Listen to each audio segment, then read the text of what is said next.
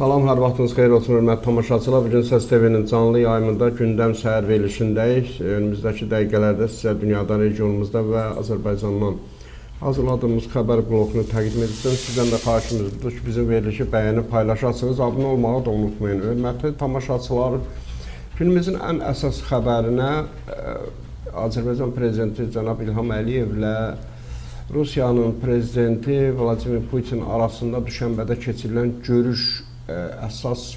bu görüş əsas diqqət mərkəzində olacaqdır. Oktyabrın 9-da düşənbədə Azərbaycan Respublikasının prezidenti İlham Əliyevlə Rusiya prezidenti Vladimir Putin arasında təkbətək görüş keçirilibdir.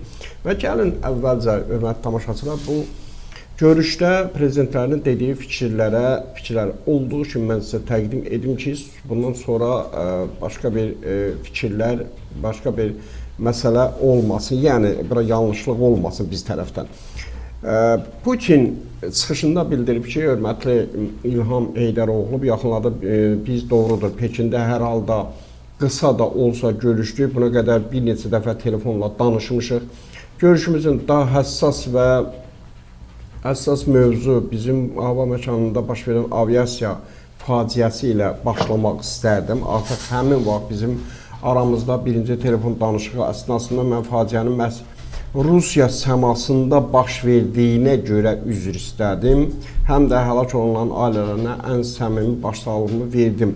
İstərdim ki, bütün bunları təkrar edim, yenidən söyləyim və qeyd edim, biz sözsüz ki, razılaşdığımız kimi istintaka hər cür kömək göstəririk.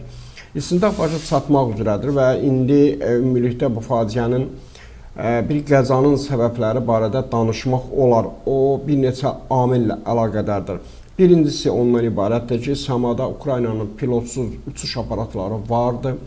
Bu faciə günü gecə Rusiya Federasiyasının sərhədini keçən 3 belə pilotsuz aparatın eyni vaxtda gözləyirdik. İkinci səbəb Rusiyanın hava müdafiə sisteminin özündə texniki nasazlığın olmasından ibarətdir. Buraxılan 2 raket birbaşa təyyarəyə dəyməyibdir. Əgər bu baş versəydi, təyyarə yerindəcə məhv olardı. Raketlər partlayıb, ola bilsin ki, bir neçə metr məsafədə, təqribən 10 metrli məsafədə özünü məhv etmək olubdur. Ona görə də təyyarə zədələnib. Amma əsas məsələ ondan odur ki, məhv edici döyüş elementləri ilə deyil, yəni yəqin raketlərin parçalanması özü ilə. Məhz bu səbəbdən pilot hadisəni quş sürüsü ilə toqquşma kimi qiymətləndirib. Bu barədə Rusiya dispetçerinə məlumat verib. Bütün bunlar qara qutuda qeyd olunub, həmçinin ona təklif olunub ki, bu da qara qutular da var, yaxşı eşidilir, Mahaçqalaya eniş etsin, amma o qalxdığı aeroporta qalmaqla bağlı qərar qəbul edib. Sonra isə Qazaxstana uçub, bununla belə faklığında qalır. Faciənin səbəbləri indi də sizə təqdim edim. Bütün bunlar baş verənlərin texniki xarakteristikasının dəqiq analizindən və qara qutuların nəticələrinin saniyə bə saniyə yoxlanmasından sonra sənədlərdə öz əksini tapıbdır. Biz sizinlə bu mövzudan sonradan müzakirə etdik. Sözsüz ki, belə hallarda bu cür faciə vəziyyətində tələb olunduğu kimi Rusiya tərəfindən kompensasiya üzrə hər şey ediləcək və bütün vəzifəli şəxslərin hərəkətlərinə hüquqi qiymət veriləcək. Əlbəttə, bu faciə ilə bağlı ailələrin dəstəklənməsinə, onlara mənəvi dəstək göstərilməsinə yönəlmiş bütün sözlər belə hallarda əsas problemi həll etmir. Faciə nəticəsində həlak olmuş insanların həyata qaytarmaq mümkün deyil. Aldığımız amma bizim borcumuzdur. Bir daha təkrar edirəm, biz sizinlə əvvəlcədən baş verənlərə obyektiv qiymət vermək və əsl səbəbləri üzə çıxarmaq barədə razılaşmışdıq. Ancaq bu müəyyən vaxt tələb edir. Qəti nöqtəni qoymaq üçün yəqin ki, hələ bir az vaxt tələb olunacaq. Amma ümumilikdə mən sizə əsasən elə bu görüşümüz ərəfəsində dünən sırağa gün aldığım məlumatları çatdırdım. Hətta düzünü desəm, bugün gecə Moskvaya zəng etdim və əlavə hər hansı detalların olduğunu soruşdum. Demək olar ki, sizə mənə məlum olanların hamısını danışdım. Bu birinci hadisədir. İkincisi, mən qeyd etmək istərdim ki, buna baxmayaraq bizim maraqlarımız qarşılıqlı maraqlarımız bir çox sahələrdə üst-üstə düşür və çox yaxındır. Əlbəttə, hər şeydən əvvəl bu iqtisadi, ticari əlaqələrə aiddir. Bu faciə ilə əlaqədar indi danışdığımız bütün nüanslara, onunla əlaqədar hansısa məsələlərə baxmayaraq iqtisadi, ticari əlaqələr inkişaf edir və uğurla inkişaf edir. Keçən il ticarət dövriyyəsində təqribən 6%, bu il isə 16%-dən çox artım olubdur. Bu çox yaxşı göstəricidir. Sizin bu mövzuya diqqətiniz sayəsində bizim humanitar əlaqələrimiz həmişə yüksək səviyyədə olub, ancaq biz indi bu barədə hələ danışacağıq. Birincisi, bununla bağlı sizə minnətdarıq. İkincisi, əlbəttə özümüz də hər şeyi edəcəyik ki, bu dinamika qorunub saxlansın. Təbii ki, bizim Xarici İşlər Nazirləri regionda vəziyyətlə bağlı ümumilikdə beynəlxalq arenada şəraitlə əlaqədar həmişə bir-biri ilə çox sıx fəaliyyət göstərib. Ümidvaram ki, bu əməkdaşlıq sadəcə bərpa olunmayacaq, həm də bizim münasibətlərimizin, müttəfiqliyimizin ruhuna davam edəcək. Biz bunu hər vaxt, heç vaxt unutmuruq, o qədər də uzaq olmayan keçmişdə imzalanan müqaviləni xatırlayırıq və öz tərəfimizdən hər şeyi edəcəyik ki, onun bütün əsas müddəaları həyata keçirilsin. Sizə təşəkkür edirəm. Cənab, sonra çıxış edən Prezident İlham Əliyev deyib ki, Vladimir Vladimiroviç, çox sağ olun, əvvəlcə görüşə görə sizə təşəkkürümü bildirmək istəyirəm. Siz qeyd etdiyiniz kimi biz Pekində sizinlə qısa görüşdük. Həmçinin elə 2 gün əvvəl doğum gününüzlə əlaqədar sizə zəng etdim. Fürsətdən istifadə edərək sizi bir daha təbrik etmək, sizə yaxınlarınıza, dost Rusiya xalqına ən xoş arzularımı çatdırmaq istəyirəm. Əlbəttə, Azərbaycan Hava Yollarının təyyarəsinin keçən dekabrında qəzaya uğraması ilə bağlı faciə haqqında ətraflı informasiya görə xüsusilə təşəkkür edirəm. Biz sizinlə dərhal təmasa keçdik. Xatırlayırsınız da bu faciəni gündə mən Sankt-Peterburqda görüşə uçurdum və mənə məlumat verildikdə təyyarədən dərhal sizə zəng etdim və bir-birimizə başsağlığı verdik. Həmçinin sizdən MDB-nin qeyri-rəsmi sammitində iştirak edən həmkarlarımıza obyektiv səbəblərdən bu tədbirə iştirak edə bilməyəcəyimizi çatdırmağımızı xahiş etdim. Eyni zamanda bu vəziyyəti nəzarətdə saxladığınızda görə sizə təşəkkürümü bildirmək istəyirəm. Sizinlə dəfələrlə fikir mübadiləsi aparmışıq. Həmçinin komandalarımızın üzvləri dərhal təmasdadırlar. Siz şəxsən istintaqın gedişini nəzarət edirsiniz və bizim heç bir şübhəmiz olmayıb ki, o bütün məsələlər obyektiv araşdırılacaq. Ona görə də bizim görüşümüzdə məhz bu məsələ aydınlıq gətirməyi zəruri hesab etdiyimiz üçün sizə bir daha minnətdarlığımızı ifadə etmək istərdim. Siz etdiyiniz kimi bu il təkcə iqtisadi, ticari münasibətlər deyil, həm də bütün istiqamətlərdə üzrə əlaqələr uğurla inkişaf edir. Əmtəə dövriyyəsinin artımında yaxşı dinamika mövcuddur. Həmçinin bütün başqa istiqamətlər üzrə bir neçə yerdə hər hansı gecikmə yaxud geriləmə olmayıb. Əksinə sizin də təsdiq etdiyiniz kimi yol xəritələri uğurla həyata keçirir. Həmçinin bu yaxınlarda Rusiya-Azərbaycan hökumətlərarası komissiyanın iclası keçilib. Həmsədrlər təkcə iqtisadi, ticari deyil, bütün məsələlərdə geniş spektrini ətraflı müzakirə edib. Əlbəttə, bu gün gündəlik bir daha nəzərdən keçirmək üçün yaxşı imkandır. O kifayət qədər geniş və müsbətdir. Beləliklə, bu informasiyaya görə bir daha təşəkkür edirəm və əminəm ki, bu gün cəmiyyətimizə göndərdiyiniz mesajlar da müsbət qarşılanacaq. Hörmətli tamaşaçılar, əlbəttə Azərbaycan Rusiya ilə, qonşuları ilə, o cümlədən qonşuları ilə xoş münasibətlər qurmaq, dostluq münasibətləri qurmaqdan maraqlı olan bəlkə də yeganə dövlətdir. Bütün qonşuları ilə, bütün qonşular, hətta Ermənistanla. Ermənistan, indi yeri gəlmişəm bunu deyirəm, bəlkə də erməni tamaşaçılar yenə də bizi elə hər bir məsələdə Ermənistanı ittiham etdiyimizi, misal kimi çəkdiyimizə görə bizi bəzən şübhə ilə yanaşacaqlar bizim fikirlərimizə. Amma məsələ bunda fakt-faktlığında qalır daha doğrusu. Ermənistan bütün məsələlərdə misal kimi, bəlkə də elə yaşım ömrümüzün axırına qədər çəkəcəyik misal olaraq. Çünki bu qədər faciələrə rəğmən, bu qədər itkilərə, bu qədər bizim millətin, dövlətin, bütün hamımızın başına gətirilən bu boyda müsibətlərə görə də biz sülh təklifləri edirik ki, regionda sülh olmasa, sabitlik olmasa, heç bir quruculuğun da, inkişafın da, nə bilim, bütün planlar hamısı alt-üst olur. Heç birinin əhəmiyyəti də qalmır. Yəni, birinci sabitlik lazım. Sabitlik üçün sülh lazımdır. Bütün dediyim kimi, yəni bütün qonşuları ilə Azərbaycan maraqlıdır. İndi də, yəni biz Azalın təyyarəsi vurulandan sonra, dərhal sonra cənab prezidentin çıxışı, bax mən deyərdim ki, o çıxışı ilə, orada hadisəyə verdiyi qiymətlə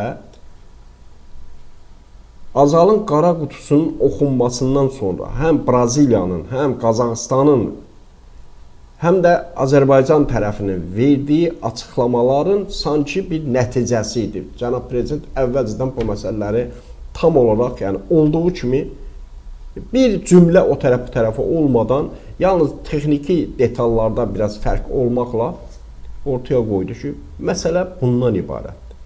Azalın təyyarəsi indi deyir ki, Rusiya prezidenti deyir ki, bəs Ukrayna pilotları, Ukrayna PUA-ları bizim məlumatımız var idi ki, onlar artıq bölgə üzərindədirlər. Bölgə üzərində olarkən Rusiya tərəfi o Kovyor deyirlər onlar, xalça rejiminə keçməlidirlər dərhal.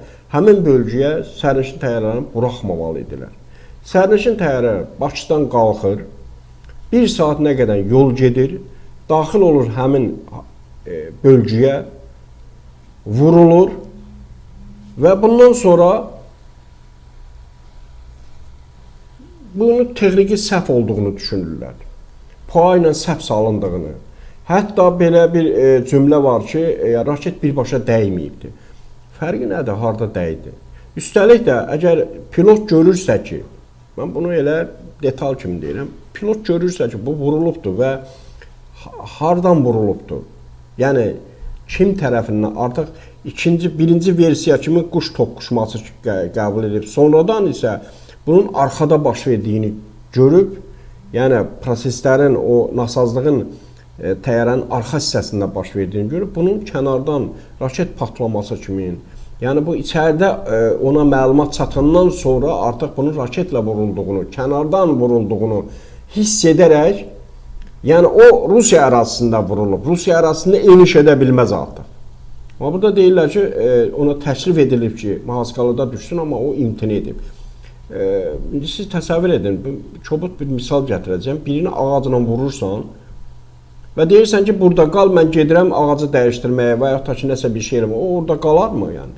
Sən Azalın təyyarəsini vurursan, bundan sonra deyirsən, düş bizim əraziyə, orada sənə bir texniki, nə bilim, nə göstərək, yəni özü xilas elə burada. Burada vurulubdur, bu ərazidə vurulubdur. Bu maksimum şəkildə öz torpağına, öz ərazisinə getməlidir. Pilotlar da rusdular. Buna yəqin ki, tanıyırlar, bilirlər, necədir, nə ola bilər, nə baş verə bilər bundan sonra. Amma üz tuturlar yenə də ən yaxın məsafə hesab etdikləri Aktau şəhərinə. Bakıya məsafə uzundur, gedib çata bilməz. Yəni bu detallar, yəni nə qədər desək də bu təkrar alınacaq. Nə qədər desək də. Məsələn, mahiyyəti nədir?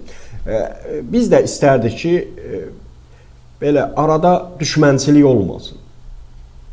Bunu biz başlatmadıq. Biz Rusiya ərazisində heç bir qanunsuz bir iş görmədik. Rusiya dövlətinə qarşı qanunsuz bir addım atmadıq. Bu qədər sanksiyalar tətbiq olundu, birinə qoşulmadıq. Biz bu məsələdə tərtəmiz, paçıq. Amma gəlin görək elə, bax biz də Azərbaycan mediası olaraq, Azərbaycanda belə deyək, siyasətçi olaraq bu məsələyə dövlətimizlə koordinasiyalı şəkildə yanaşırıq. Yəni yalan, palan, müxtəlif versiyalar üzərində baş sındırmırıq. Biz konkret olaraq mövqeyimizi dövlətin mövqeyi ilə koordinasiya edərək məsələyə yanaşırıq. Çünki əksi təqdirdə bizim üçün legitim mənbə, dəqiq mənbə dövlət qurumlarıdır. Bunlar nəyi deyirlərsə, bundan kənarda olanların hamısı versiyadır. Hamısı təxəyyülün məhsuludur. İndi gəlin görək Rusiyanın ideoloji qanadı, lap belə desək, bütün hamının tanıdığı, bildiyi o qurumlar ki var və onların ruporları var, onlar bu dəqiqə nə düşünürlər, nə yazırlar? Rusiya mətbuatını açın, hamısı Azərbaycanı qorxaq adlandırır. Azərbaycanın bu və nəhayət Azərbaycanın ağlının başına gəldiyi barədə məlumatlar yayır. Bunu tirajlamaq, bu Zatulin yenə də zatı qırıqlıq eləyir, üzr istəyirəm ifadəmə görə. Yenə də öz iddiasında, yenə də bu görüşün də baş tutmasından bunlar narahat olublar. Rusiya tərəfi bu qədər bu böyük ölkə, möhtəşəm, Maquçiственный, nə bilim, kəhkəhan, böyük bir dövlət bir təyyarənin vurulmasına görə bir ildir ki, yekun bir fikrə gələ bilmir. Bir ildir. Braziliya qara qutunu oxudu, rəyini verdi. Qazaxıstan verdi, Azərbaycan verir. Rusiya hələ də düşünür. Hələ də bundan sonra dekabrın 25-nə qədər hələ bir 3 ay var.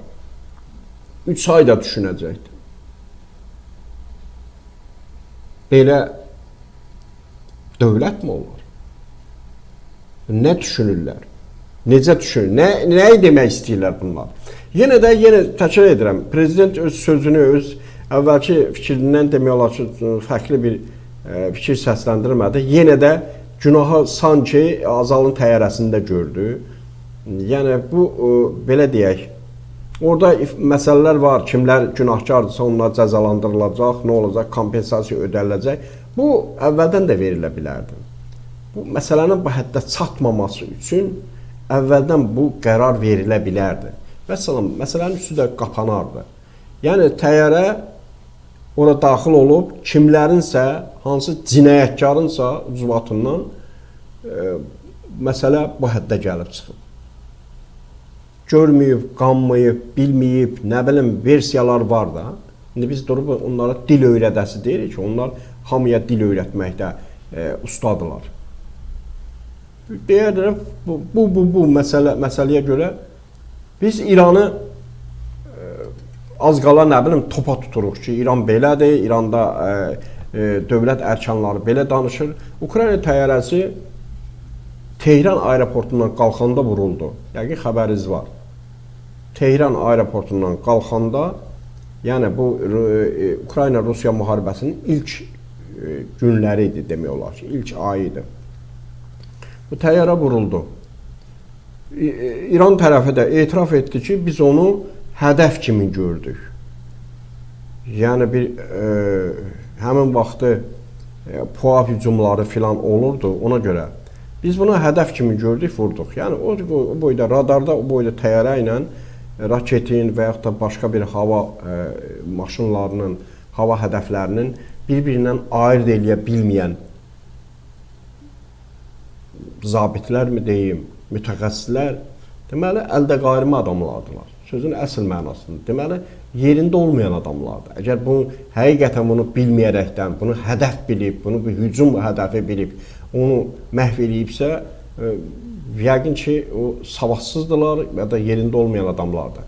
Yox, əgər dövlət məxsusi olaraq, yəni bilərəkdən bunu edibsə, bu artıq cinayətdir. Çünki o versiyalar onu gətirib çıxartdı ki, yəni bu versiya inandırıcı deyildi. Yəni bunu görməyəsən, bilməyəsən, Tehran aeroportundan qalxan təyyarə müəyyən bir məsafədən sonra 150-200 metr məsafəyə qalxandan sonra vurulmuşdu. Yəni bunu Tehran aeroportunda bütün istiqamətlərdə təyyarə uçur. Elə hamısı hədəfə alınmır ki, niyə Ukrayna təyyarəsi hədəfə alınmışdı? Bu məsələ bəlkə də mən bir versiya üzərində, həmin vaxtı bir versiya üzərində bizdə veriliş vaxtı dedim.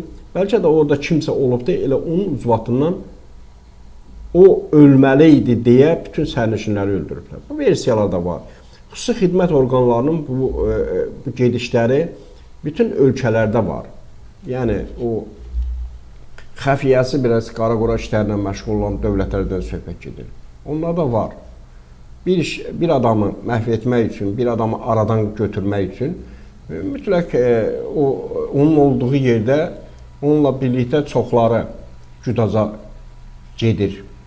Azərbaycanla bağlı yenə təkrar edirəm ki, indi məsələn bu həddə çatması, bu belə deyək, vəziyyəti alması, iki ölkə arasında nisbətən o buzların əriməsi fonunda Rusiyalı ekspertlərin dırnaqarası siyasətçilərin məsələyə fərqli tərəfdən yanaşması, Azərbaycanın nə bilim müxtəlif belə deyək adlar altında çağırması bu heç də xoş bir məsələ deyil. Onlar belə görünür ki, Rusiyanın aidiyyatı qurumları onlar üzərində kifayət qədər təsir imkanlarına malik deyirlər. Bir tərəfdən öz raporlarında bunlara imkanlar yaradılır ki, onlar Azərbaycan haqqında belə fikirlər səsləndirsinlər. Digər tərəfdən isə dövlət başçısı bizə tam fərqli bir mənzərəni göstərir. Başqa bir mənzərə ilə tanış edir bizi.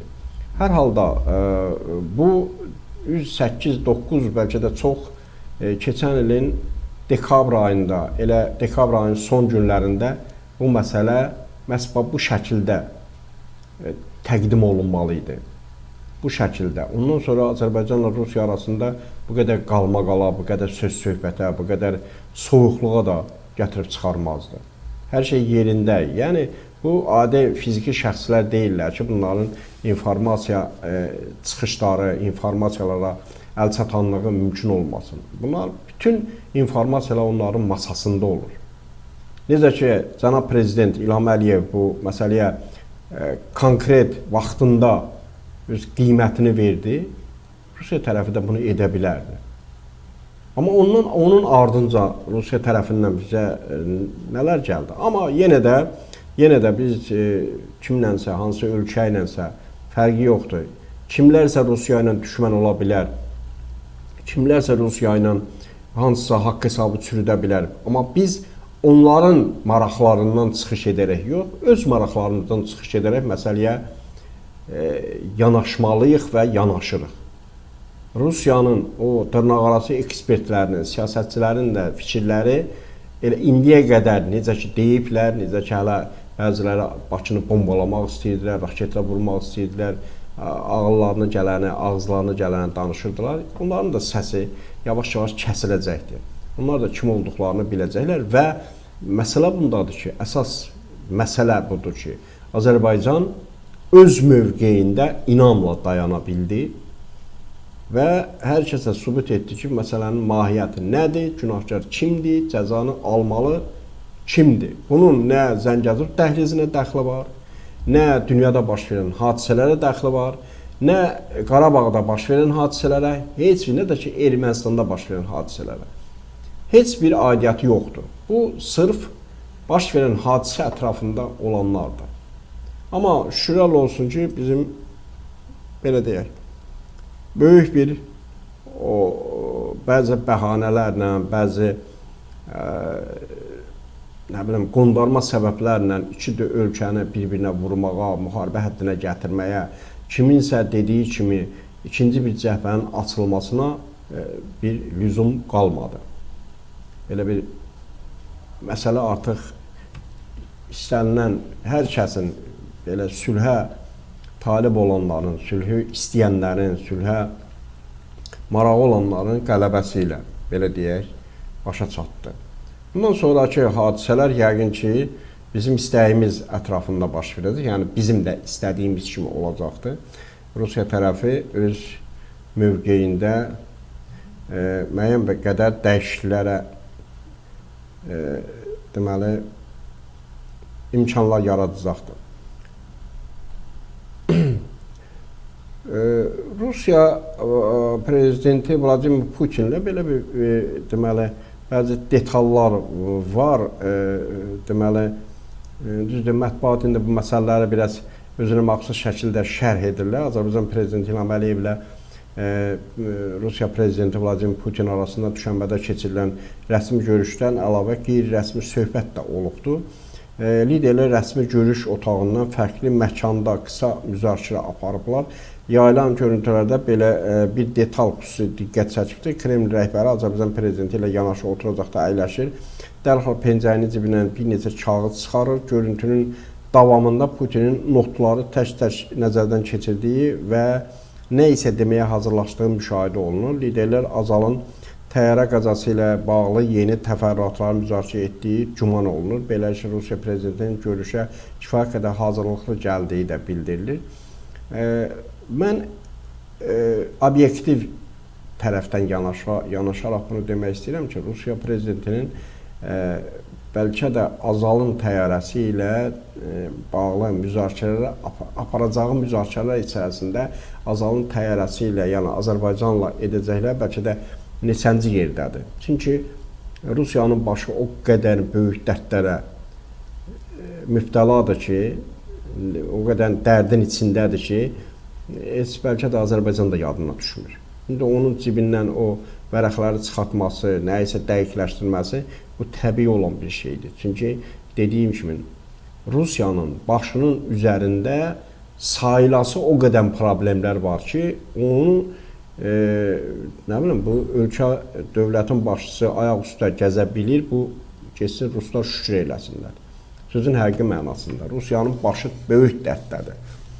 Həm də nə Azərbaycandan, nə Cənubi Qafqazdan, nə Mərkəzi Asiya dövlətlərindən, nə qeyri-nə postsovet məkanından, yəni Ukraynanın çıxmaq şərti ilə heç bir, belə deyək, qorxu ülkü yoxdur. Onun qorxduğu istiqamət tam fərqlidir, başqa yerdədir. Yəni onu gözləyir. O problemləri, o gələcək böyük təhlükələri atlatmaq üçün planlar cızır. Yəni söhbət qərblə müharibəsindən gedir. Prezidentlərin görüşü barəsində, görüşündən sonra ilk addım nə ola bilər sualına deməli tanınmış Politrus informasiya analitik portalının rəhbəri, tanınmış rus politoloqu Vitali Arkov belə bir fikir səsləndirib ki, düşənbədə keçirilən Putin-Əliyev danışıqları Rusiya ilə Azərbaycan arasında münasibətlər uzun sürən qeyri-müəyyənlik dövrünə son qoyacaqdır. Hamının müşahidə etdiyi kimi, demək olar ki, bütün iqtisadi layihələr və onlar üzrə hökumət səviyyəsində fəal əməkdaşlıq davam edirdi. Digər tərəfdən Bakı-Moskva ilə birgə mədəni sahələrdə iştirakçı nümayişlərinə şəkildə dayandırıldı və tərəflər Rusiyada mütəşəkkil cinayətkarları, Azərbaycanda jurnalistləri və informasiya texnologiyaları mütəxəssislərini həbs etməklə bir-birinin eqolarına çox həssas zərbələr endirdilər. İnanıram ki, Bakı bu nümayişlərinə, kəşfiyyat əməliyyatlarına saxlanılan bütün Rusiya vətəndaşlarını Moskvaya təhvil verəcək. Moskva da öz növbətində Rusiyanın regionlarında Azərbaycanlı icmaların rəhbərlərini Rusiya qanunlarına zidd əməl etməyə çağırmaqla onları narahat edən bəzi məqamları aradan qaldıracaq. Güman edirəm ki, Ağalarovun ailəsinin ölkəmizdə qalan biznes layihələri ilə bağlı da dəyişikliklərin şahidi olacaq. Bütövlükdə bəzi xarici destruktiv qüvvələrin arzuladığı Rusiya ilə Azərbaycan arasında münasibətlərin tamamilə pozulması əvəzinə biz münasibətlərin yenidən qurulmasını və yeni səviyyəyə qalxmasını müşahidə edirik.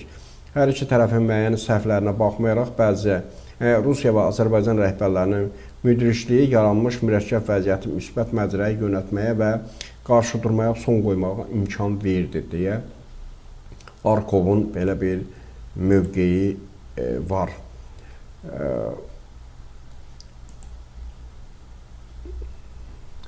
Rusiya, Azərbaycan və Azərbaycan prezidentlərinin görüşü barəsində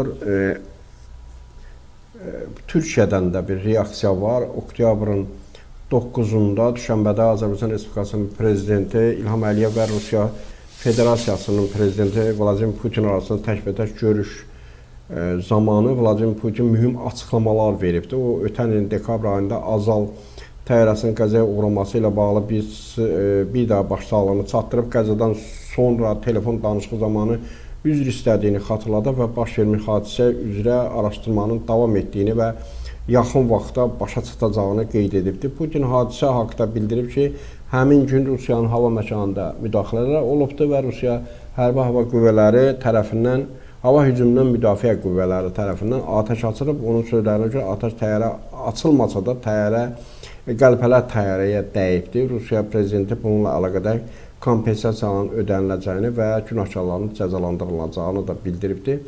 Türkiyəli politoloq Engin Özer deyib ki, bu bəyanatlar Vladimir Putinin açıq bir şəkildə Azərbaycanla münasibətlərin yaxşılaşdırma niyyətində olduğunu göstərir. Əslində, geosiyasi vəziyyəti bir kənara qoysaq, Rusiya ilə Azərbaycan arasında bir gərginliyin ən böyük səbəbi təyyarənin vurulması idi və Rusiyanın bunu etiraf etməsi ən azı geosiyasi müstəvidə davam edən gərginliyə baxmayaraq bu yerlərdə, yəni dövlətlər arasında gündəlik münasibətlərdə gərginliyin azalmasını gətirib çıxaracaq. Vladimir Putin mühüm addım atdı. Başqa sözlə desək, bu etirafı çox xoş niyyət əlamətidir bu addım. Görünən odur ki, Rusiya Qafqazda daha çox gərginliyin olmasını istəmir və Azərbaycanla mövcud münasibətlərini saxlamaq niyyətindədir. Bu müsbət inkişafdır. Azərbaycan rəhbərinin qətiyyətli mövqeyi buna nəticə etibarilə mühüm təsir göstərir. Buna görə də müsbət prosesin başlandığını deyə bilərik. Düşənbədə Azərbaycan Prezidenti İlham Əliyev ilə Rusiya Prezidenti Vladimir Putin arasında təkbətək görüş barəsində deməli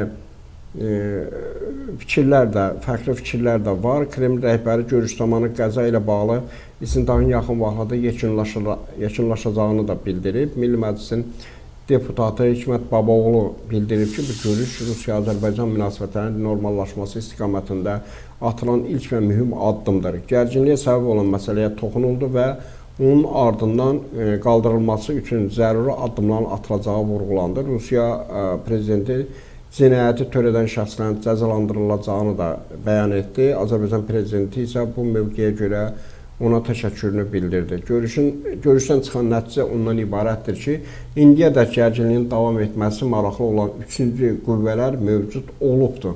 Prezident İlham Əliyev də bu barədə müəyyən məlumatlara malik idi və Putin doğru addım atacağına inanırdı. Bizim də məsələnin obyektiv şəkildə araşdırılacağına şübhəmiz yox idi. Bunu Milli Məclisin deputatı Hikmət Babaoğlu deyibdir. Avropa yalnız şərti şəkildə Rusiya ilə müharibəyə hazırlaşır. Bunu Pentagonun keçmiş müşaviri Douglas MacGregor Judging deyibdir.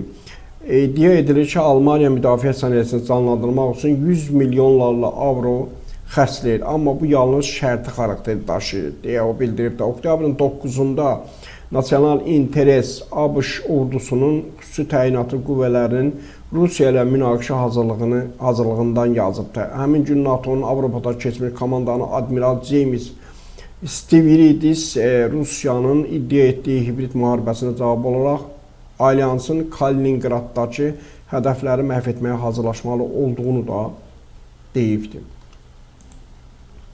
Hörmətli tamaşaçılar, Daxili İşlər Nazirliyi kiber talamalarla bağlı bağlı əhaliyə çağırış edibdir.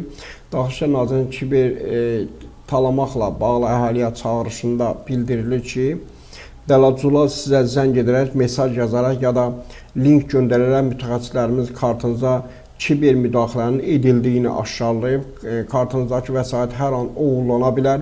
Xahiş edirik, pulunuzu təhlükəsizliyi üçün kart məlumatları təqdim edin deyə sizdən bank kartınızın məxfi məlumatlarını tələb edə bilərlər.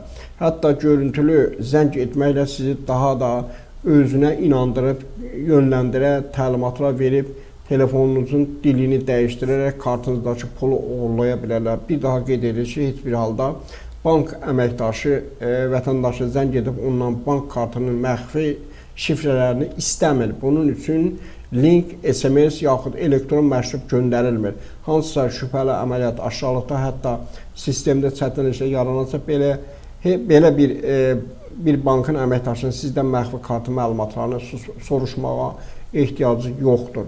Məlumatda qeyd olunur ki, bank əməkdaşı sizdən yalnız kartınızın ilk və ya son 4 rəqəmi sistemdə qeydiyyatda olan əlaqə nömrəsini və şəxsiyyət vəsiqəsinin fin kodunu istəyə bilər. Anlamalıyıq ki, bank kartınızın tam nömrəsini, PIN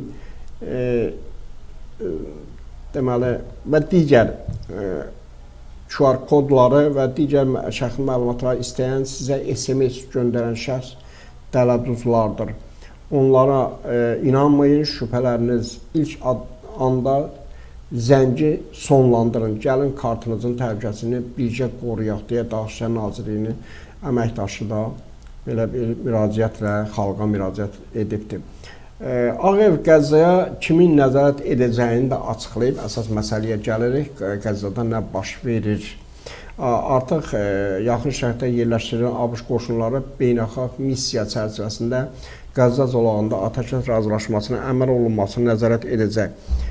Bu barədə Ağ Evin mətbuat katibi Caroline Leavitt məlumat veribdir. O, ABŞ-ın yaxın şərqdə 200 əskər göndərəcəyi ilə bağlı mediada yayılan xəbərləri qeyri-dəqiq və kontekstdən kənar olduğunu bildirib. Aydın olmaq üçün deyim ki, Centrom, yəni ABŞ mərkəzi komandanlığı artıq yerləşdirilmiş 200-ə yaxın erməni, üzr istəyirəm, Amerikalı hərbçiyə İsraildə sülh sazişlərinin əməl olunmasını nəzarət etmək tapşırılacaqdır. Onlar orada yerləşən digər beynəlxalq qüvvələrlə əməkdaşlıq edəcəklər. Hörmətli tamaşaçılar, bir başqa bir məsələlər də var. Onun da bu barədə sizə məlumatlar verəcəm. Nə idi məlumatın əsası? Müharibənin bitdiyi rəsmən elan olundu Qəzzada, yəni Fələstində. Fələstində müharibənin bitməsi ilə bağlı məlumatlar gəlir. Hətta Fələstin, Qəzzada və Fələstin digər bölgələrində bu Həmasa yaxın qüvvələrin şadyanalıq etdiyini, hətta qalib gəldiklərini, bu müharibənin qalibinin onlar olduğunu və digər məsələlər, bunların bir uzantıları da Azərbaycandadır. Yəni, bunu qələbə kimi qeyd edənlər. Məsələn, bu müharibənin qalibi olaraq Həması görənlər və İsrailin nələri itirdiyini, əsasən güya deyilənə görə 7000-ə yaxın hərbiçisini itiribdir İsrail, 14.000-dən artıq İsrailli əskərlər, İsraildə vətəndaşları şikəst olubdur. Bu və digər dağıntıların da miqdarı təxminən 150 milyard dollar ziyana düşüblər. Bütün bunları sadalanır və İsrailin nüfuzundan tutmuş, İsrailin yaxın şərqdə mediasının nüfuzundan düşdüyünü, bütün hər şeyi, bütün İsrailin hökumətinin, xalqının, hamısının nüfuzdan düşdüyünü və bunu özlərini bir qələbə kimi yamamaq istəyən bəzi qruplar var. Mən yenə təkrar edirəm. Mənim dərdim, mənim düşündüyüm bu müharibədən əldə olunan, müharibədə nə baş verdi, nə oldu, nə qazanıldı, nə üçün, məqsəd nə idi və o məqsədə çatıldı mı? Əgər məqsəd Həmasın dediyi kimi 250-dən artıq ömürlük İsrail həbsxanalarında ömürlük həbs almış Fələstinlərin azad olunması, 1700-dən artıq yeniyetmənin, nə bilim, digər Həmas üzvlərinin həbsdən azad olunması, elə o qədər də təxminən yetkinlik yaşına çatmamış Fələstinlərin həbsxanalardan azad olunması məqsəd bu idisə, bunu gəlin itirilənlərə baxıq görək. Nə qədər itirdi, nə qazanılan tutaq ki bunlardır. Həmas məqsədinə çatdı. 20 girovu azad edir, 20 girovu. Həm də onların hamısı heç İsrail vətəndaşı deyil. Onları azad edir və əvəzində filan qədər təxminən, tutaq ki, yuvarlaq götürsə 5000-ə yaxın Fələstinlini həbsxanalardan azad edir. Sizcə bunu uğur saymaq olarmı? Bunu Həmasın uğuru saymaq olarmı? Həmas 65.000 özlərinin verdiyi məlumatdır. Fələstin Səhiyyə Nazirliyinin verdiyi məlumatdır. 65 min Fələstinli bu müharibədə həyatını itiribdir. 65 min. İndi 7 min İsrailinin öldüyünü şadyanalıq eləyirlər. 65 min. Az qala, necə deyirlər, 8 dəfə, 9 dəfə çox. 9 dəfə çox. Günahsız Fələstinli dünyasını dəyişibdir. Bütün Həmas üzvləri bunkerlərdə idi. İndiyə qədər orada inşa etdikləri o Fələstin xalqının hesabına, onlara verilən humanitar yardımlar hesabına orada özlərinə yeraltı dünya yaratmışdılar. Özləri oradaydılar, yuxarıda da Fələstin xalqını qırırdılar. Nə qazandılar? Nə oldu? Nə baş verdi? Bugün İsrail Qəzza bölgəsinin 53%-nə nəzarət edir. Yarıdan çoxuna nəzarət edir. Uğurdumu bu? Bu qədər binalar dağılıbdır. Yaşamaq üçün ümumiyyətlə yoxdur, orada şərait yoxdur. Üstəlik də bu Qəzza bölgəsinin idarəçiliyi də onların əlində olmayacaq. Bir sözlə, bu Həması tərifləyib başa çıxardanlara, Həmasın qələbə qazandığını elan edənlər, İsrailin lənətləyənlər, İsraili corbacor edənlər, nə bilim, min cürə şeylər, layiqdir, mənim umurumda deyil. Nə deyirsiniz, deyin onu. Özünüz bilərsiniz. Mənim dərdim bu tərəfinəndir. Nə oldu, nə baş verdi? Nəyi qazandınız? 65 min itki verəndən sonra bunu qazanc mı deyirsiniz? Bunu qələbə mi adlandırırsınız? Heç nə yoxdur burada. Bir sözlə bir şey demək olar.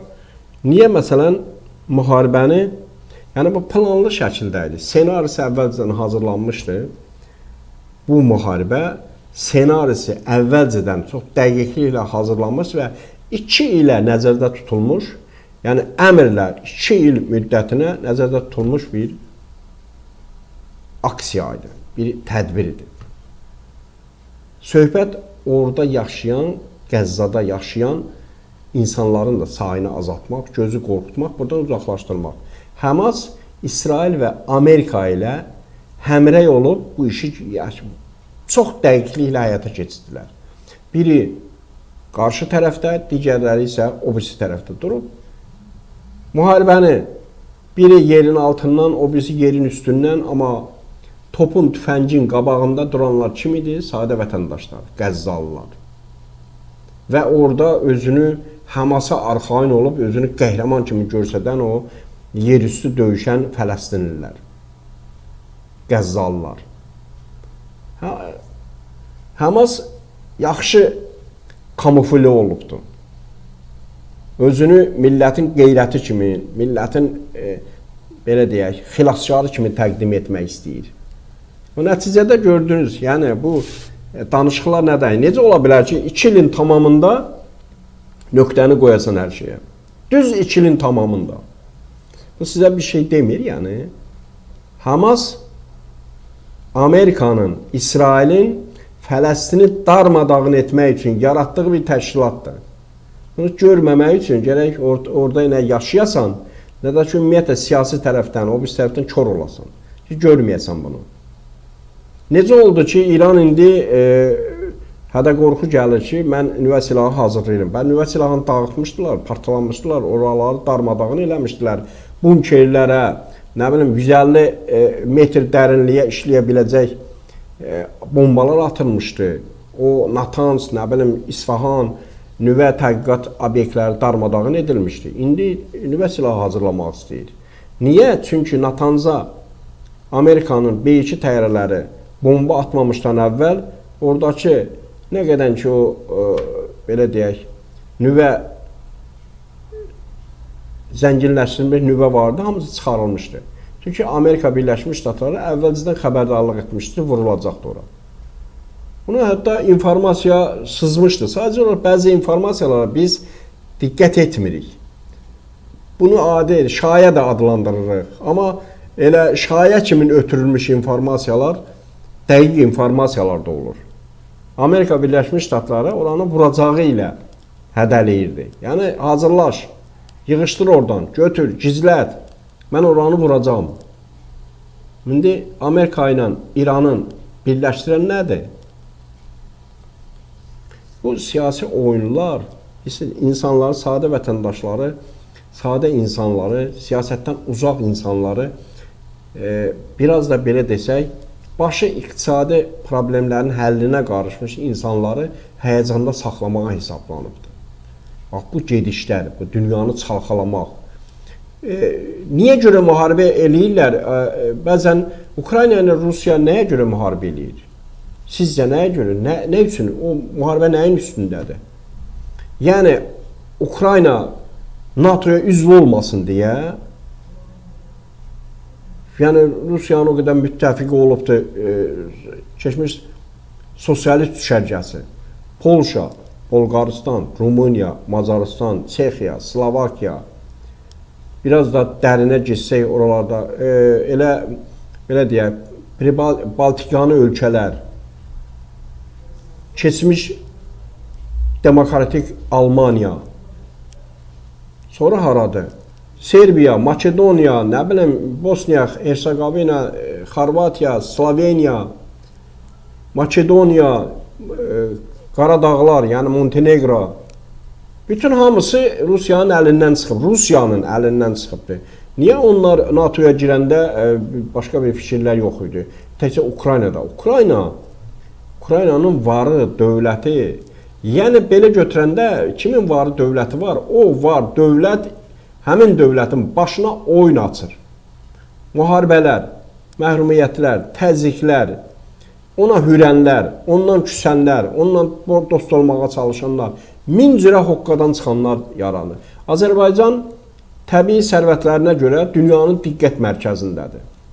Əgər Azərbaycanın bir balaca ayağı büdrəsə, görərsiniz ki, nə qədər üstünə hücum edənlər tapılar. Güya Cənubi Qafqaz öz aralarında kimlərsə bölüşdürüb nüfuz dairəsinə, nəyə filana, üstə, yuxarı eşalonda nələr gedir, onu dəqiq bilinmir, dünyanı neçə yerə bölüblər və o bölgüdə biz hardayıq, başqaları hardadır, nədir? Hər halda verilən o siyasi təhlillər bunu deyir. Öz işlərindədirlər. Amma bizim bundan, necə deyim, sadə vətəndaşların xəbəri də yoxdur. Yəni, söhbət bundan gedir ki, bütün bunların hamısı iqtisadi güc əldə etmək, iqtisadi nüfuz əldə etmək. Bəzisi bunu müəyyən bir layihələrlə, müəyyən investisiyalarla, müəyyən iqtisadi gedişlərlə edir. Digərlərində gücü satmayanda Rusiya kimin qılınca əl atır, topa tüfəngi əl atır. Bu belədir. Ukraynanın varı dövləti bu ölkənin başına bəladır. Burada olan nadir minerallar dünyanın heç yerində bu qədər yoxdur. Rusiyada da var, başqa ölkələrdə də var, Çində də var, Amerikanın özündə də var. Amma göz doymur. Yəni, başqa-başqa ərazilər ələ keçirmək, yəni güman edirlər ki, özlərində bu bitsə, bu növbəti texnologiyaları işə salmaq üçün, növbəti texnologiyalar əldə etmək üçün onlarda xam mal qıtlığı yarana bilər. İndidən o məsələləri öz aralarında həll etmək istəyirlər. Məsələ budur, iqtisadi məsələlərdir. Biz sözün əsl mənasında, həqiqi mənasında bundan fəxr eləməliyik ki, Azərbaycanda baxmayaraq, başqa bir məsələlərə baxmayaraq, Azərbaycan öz nüfuzunu, öz adını, öz mövqeyini dünya birliyində qoruyub saxlamağı bacarır. Bu nə qədər neçəyə başa gəlir, necə başa gəlir, necə alınır, bunu yəqin ki, bu ölkəni idarə edənlər daha yaxşı bilirlər. Bizim çoxumuzun bundan bəlkə də xəbərimiz yoxdur. Sadəcə olaraq bəziləri boş-boş mülahizələr irəli sürürlər. Azərbaycanın yerləşdiyi coğrafi məkan ondan ibarət. Sən istəsən də, istəməsən də, bax bu siyasi bəzi o qarşıdurmaların içində olursan. Bundan baş çıxarmaq üçün ölkəyə elə sözün əsl mənasında İlham Əliyev kimi bir öz sözünü deyə bilən və öz mövqeyində möhkəm dayanan bir lider lazımdır və var. Bunun başqa bir izahı yoxdur. Pakistanla bağlı məlumatımız var. Pakistan Hərbi Hava Qüvvələri Kabilə hava zərbələri indiribdir. Pakistan Hərbi Hava Qüvvələri Əfqanistan paytaxtı Kabilə 2 hava hücumu həyata keçiribdir. Hədəfin Pakistan ərazisində son aylarda baş verən hücumlara görə məsul tutulan silahlı qruplar olduğu bildirilir. Zərbələr nəticəsində dağıntılar və itkiler barədə dəqiq məlumat hələlik açıqlanmayıbdır. Hadisə iki qonşu ölkə arasında gərgin münasibətlərin daha da gərginləşəcəyi ehtimalını artırıbdır. Əfqanistan ümumiyyətlə keçmişdə, indiki də hökumətləri niyə Pakistana qarşı belə bir mövqedədirlər anlamaq olmur. Çünki həm Amerikanın, həm Sovet hücumlarına, işğallarına qarşı Əfqanistanın yanında dayanan ölkə Pakistan olubdur. Bunu niyə Əfqanlar unudurlar? Niyə? İdeologiyadan, belə deyək, müəyyən bir mövqeyindən asılı olmayaraq, niyə bunlar keçmişdə, yaxın keçmişdə olanları unudurlar? Əgər Pakistan olmasaydı, Əfqanistan indi yox idi. Əfqanistan hansısa o adını çəkdiyimiz ölkələrin ya vassalı idi, ya bir hissəsi, ya onların tam nəzarətində olan bir, belə deyək, yarımçıq bir ölkə idi. Amma hər hal, nəysə, bunun yəqin ki, bir xəbərləri izləməklə bunun davamını da sizlərə təqdim edə biləcəyik. İranın ali rəhbəri Ayətullah Əli Xameneyi Livana xüsusi mühafizə qrupu göndəribmiş. Bu addımın Hizbullahın öldürülmüş lideri Həsən Nəsrullahın təhlükəsizliyi üçün atıldığı məlum olubdur. Bu barədə Hizbullahın İrandakı nümayəndəsi Abdullah Səfiyyəddin bildiribdir. Həsən Nəsrullah və İslam Respublikasının rəhbərləri arasında münasibətlər sadəcə ata-oğul münasibəti deyildi. Bundan daha dərin idi. Səfiyyəddin deyibdir. Onun sözlərinə görə Xameneyi həm Nəsrullahın, həm də Livanda öldürülən digər Hizbullah lideri Haşim Səfiyuddinin təhlükəsizliyini təmin etmək üçün şəxsən göstəriş veribmiş. Məlumata görə Livanda yerləşdirilən bu mühafizə qrupu İran tərəfindən birbaşa göndərilir və yüksək səviyyəli təhlükəsizlik strukturuna daxil olubdur. Amma hər ikisi öldürülübdür. Deməli, bacarmayıblar. ABŞ prezidenti Donald Trump Madridin müdafiə xərclərinin NATO-dan tələb etdiyi səviyyəyə UDM-in 5%-nə qədər artırmaqdan imtina etməsinə görə İspaniyanın alyansdan çıxarılmasını təklif edibdir. Bu barədə RIA Novosti məlumat yayıbdır. Bizim bir neçə geridə qalan ölkəmiz var idi, bir də İspaniyadır. Bəlkə də açığını desəm, onları NATO'dan qovmaq lazımdır deyə Trump bildiribdir. Qeyd edək ki, Trump uzun müddətli NATO üzvlərinin müdafiə xərclərini artırmamaqda tənqid edib və ABŞ-ın ittifaq daxilində əsas maliyyə yükünü daşıdığını da vurğulayıbdır. Minskdə 1000-dən çox Azərbaycanlının seçimi narahat yaratdı, 6 ölkəyə işarə. Azərbaycanda əznəbilərlə evlənənlərin sayının artması diqqət çəkirdi. Belə ki, bu ilin 9 ayında 858 kişi, 712-si isə qadın olmaqla 1570 belə nikah bağlanıbdır. Məlumata görə aralarında daha çox Rusiya, Türkiyə, Gürcüstan, Ukrayna, Qazaxıstan, Pakistan vətəndaşları yer alıbdır. Sosiolog Yusuf Nəbiyev deyib ki, Azərbaycanlılar bir sıra amillərə görə əznəbilərlə nikaha girirlər. Hər şeydən əvvəl dünyada gediş-gəliş sürətlənibdir, virtual münasibətlər daha da yaygın və əlçatandır. Amma məsələni təkcə bu amilləri izah etmək yetərsizdir. Sosioloji prizmadan baxanda burada təkcə sevgi deyil, həm də iqtisadi və mədəni motivləri də görmək olar. Britaniyalı sosiolog Anthony Giddsenin təmiz münasibət konseptinə görə müasir münasibətlər, ortaq dəyərlər, məqsədlər kimi ailə maraqlarla yox, daha çox fərdi xoşbəxtlik və tətmin üzərində qurulur. Azərbaycan kontekstinə baxanda isə bu fərdi seçimlər bəzən daha çox sosial təminat, sərbəst həyat tərzi və yeni imkanlar mənasına gəlir. Vətəndaşlarımız bu baxımdan Azərbaycan ailə həyatı qurmağa maraq göstərirlər. Yəni, maraqlıdır. Bu barədə çoxlu fikirlər səsləndirmək olar, amma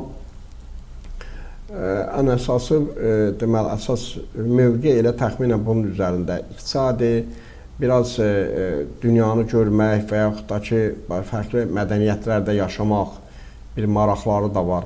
ABŞ-ın Ukraynaya Tomahawk qanadlı raketləri verməyə hazırlaşması üçün ya da səs-küyə səbəb olubdur. Bəzi ekspertlər Vaşinqtonun mümkün həmləsini müdafiənin gedişatında böyük sıçrayış kimi qiymətləndirirlər. Hərbi ekspert Ədalət Verdiyev deyib ki, Tomahawk raketləri ABŞ hərbi dəniz qüvvələrinin arsenalını gücləndirmək və SSR ilə rəqabət aparmaq məqsədilə yaradılan qanadlı raketlərdir. Bu raketlərin 5 versiyası istehsal olunubdur. 6-cı versiya isə quru qoşunlarının istifadəsi üçün nəzərdə tutulubdur. Onların sınaqları keçici silahlanmaya qəbul edilməsinə dair açıq mənbələrdə məlumat mövcud deyil. İndiyə qədər Tomahawkla 2500 dəfə müxtəlif döyüş əməliyyatlarında istifadə olunubdur. Onlar ən çox İraqda keçirilən ABŞ hərbi kampaniyasının tərkib hissəsi olublar. Bundan başqa Bosniya, Əfqanistan, Yugoslaviya, Somali, Liviya, Suriya və Yəməndə də raketlərə müraciət edilib. Tomahawk ABŞ-ın və onun bir sıra müttəfiqlərinin silahlanmasında mövcuddur. Və son məlumatlara görə onların Ukraynaya verilməsi və Ukrayna-Rusiya müharibəsində Ukrayna tərəfindən Rusiyanın dərinliklərinin atılması üçün də razılıq verilibdir. Bundan sonra bu Tomahawk qanadlı raketləri artıq müzakirə mövzusuna çevrilibdir. Əgər belə bir hadisə baş verərsə, Rusiya nüvə silahından istifadə etməklə də Ukraynanı və bütün dünyanı hədələyibdir. Bu olacaq, olmayacaq, hər halda hadisələrin gedişatını izləmək bizə qalır. Belə, hörmətli tamaşaçılar, bizim üçün ayrılmış vaxt sona çatıbdır. Növbəti qonaqlarımızla bu və ya digər hadisələri də deməli, baş vermiş hadisələrdə müzakirə edəcəyik. Sağ olun, görüşənə qədər.